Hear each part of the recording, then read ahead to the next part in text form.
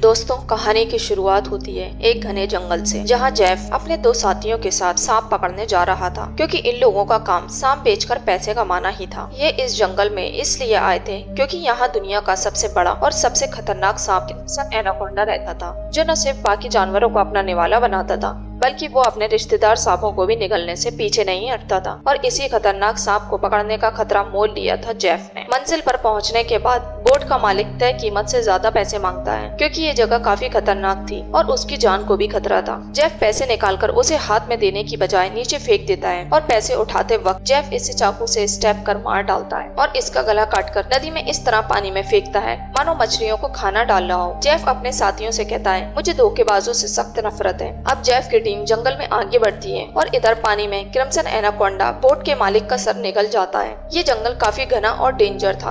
आगे बढ़ने पर जेफ को 5 मुंह वाली एक मूर्ति नजर आती है और यहीं पास में क्रिम्सन एनाकोंडा की स्किन भी पड़ी होती है। दूसरी तरफ जेफ के साथियों को सांपों से भरी एक जगह नजर आती है, जहाँ मौजूद सांपों को ये लोग बेचने के लिए अपने थैलों में भरने लगते हैं और बहुत खुश होते हैं। इनमें से एक शख्स इस बैग को जब बोट पर रखने जाता है तो इसकी नजर पानी में छुपे क्रिम्सन पर पड़ जाती है, जिसे देखते ही ये भागने लगता है। पर क्रिम्सन एनाकोंडा जल्दी से इसे अपनी बाहों में जकड़ लेता है और अपना बड़ा सा मुंह खोलकर इसे खाने की तैयारी करता है। दूसरी तरफ इसका साथी कंधे पर सांपों से भरे बैग को लेकर आगे बढ़ ही रहा होता है, लेकिन तभी सरसराहट की आवाज इसके कानों में पहुंच जाती है और ये देखता है कि क्रिम्सन एनाकोंडा पेड़ पर चढ़ रहा है और उसके पेट में कोई बड़ी सी चीज है। इससे पहले कि ये यहाँ से भाग पाता, इतने में इसके सामने इसके साथी की लाश अजीब हालत में लटकी हुई दिखाई देती है, जिसे एनाकोंडा ने मुंह से निकाल दिया था। एनाकोंडा इसे रिहा करने के बाद अब दूसरे साथी को पकड़ लेता है और पेड़ के ऊपर ले जाकर उसकी हड्डियां कसकर जकड़कर तोड़ने लगता है। ये सब नजारा जेफ भी दूर खड़ा देख रहा होता है, लेकिन अपने साथी को बचाने की कोई कोशिश नहीं करता,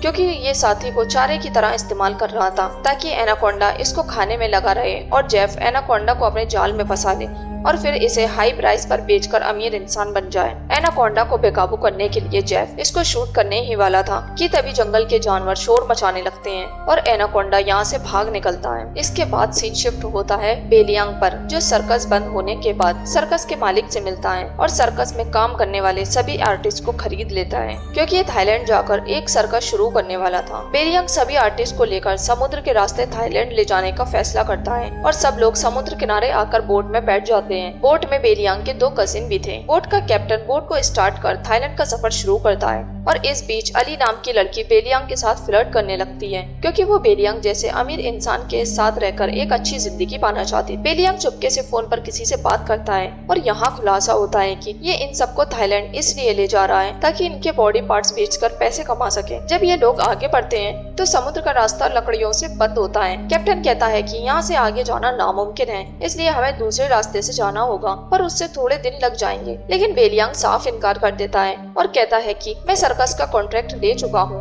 और मुझे जल्द थाईलैंड जाना है। बेलियांग की जिद करने पर कैप्टन इन लोगों से लकड़ियों के पास डायनामाइट रखवाता है और फिर उन्हें ब्लास्ट कर रास्ता साफ कर देता है।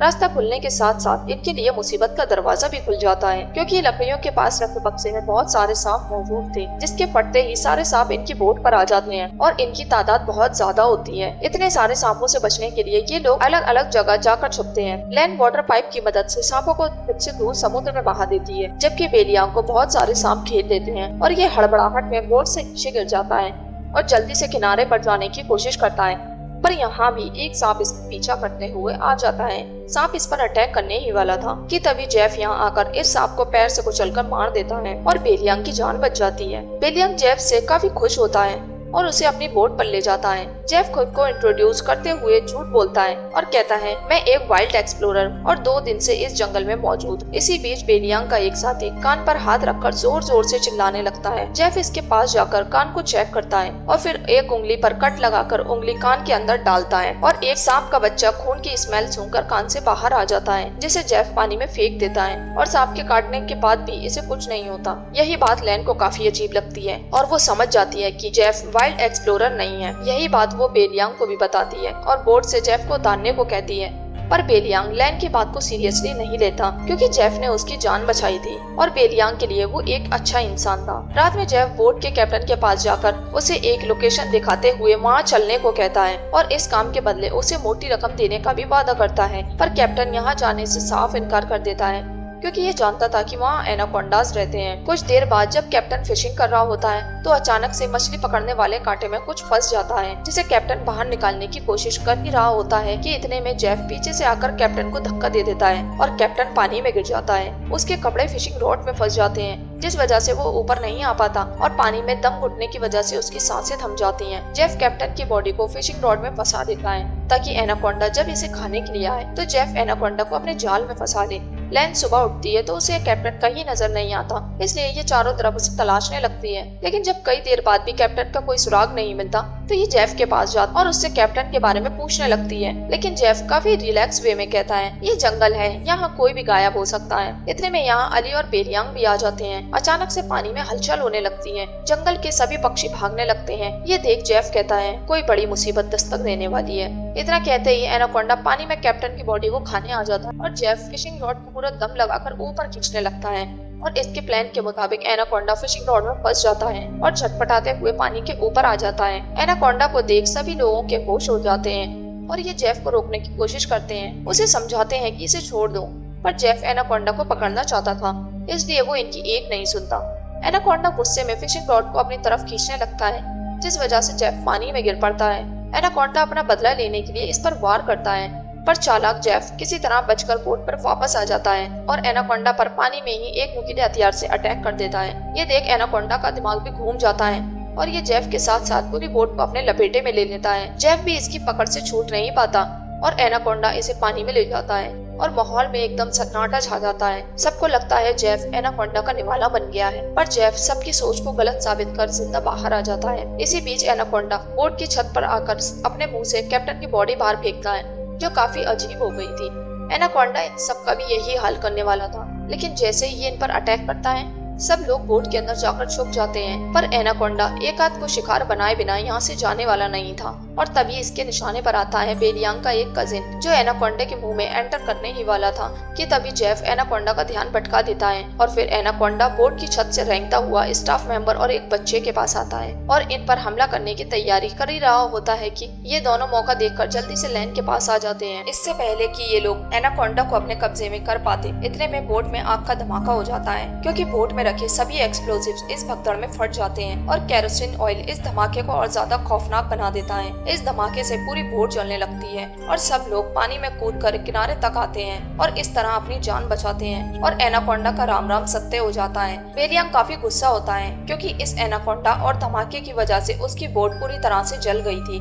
और अब वो थाईलैंड टाइम पर नहीं पहुंच सकता था। इधर लैन जेफ को भला बुरा कहने लगती है क्योंकि उसने ही एनाकोंडा को प्रवोक किया था। जेफ कहता है कि अगर तुम मेरा साथ देते तो मैं उसे अपने कब्जे में कर मालो माल हो जाता। जेफ की बात मानकर सब लोग इस प्लान का हिस्सा बन जाते हैं, पर इन्हें जान जाने का भी डर सताता रहता है। अब ये सब नदी के रास्ते आगे का सफर तय करते हैं। नदी के रास्ते ये लोग अभी आगे बढ़ ही रहे थे कि तभी एनाकोंडा पानी में चुपचाप आ जाता है और बेलियांग के कजिन को दबोच लेता है और जकड़कर इसकी हड्डियां तोड़ने लगता है। ये देख लैन एनाकोंडा के सामने आती है और उसे रोकने की कोशिश करती है, पर कोई फायदा नहीं होता और बेलियांग का कजिन मौत की नींद सो जाता है। अब ये लोग इस कजिन को छोड़कर आगे बढ़ते हैं और थोड़ी देर का सफर तय करने के बाद ये लोग उस बोट तक पहुँच जाते हैं जो की जेफ की थी। बेलियांग जेफ के साथ हाथ मिला चुका था, इसलिए ये अपने एक साथी और एक छोटे बच्चे को रस्सी से बांधकर यहीं बैठा देता है ताकि एनाकोंडा इन्हें देखकर यहाँ आ सके और फिर ये लोग एनाकोंडा को अपने जाल में फंसा सके। जेफ इस एरिया में चारों तरफ जाल बिछा देता है। दूसरी तरफ जेफ ने अली और लैन को भी बांध कर रखा था।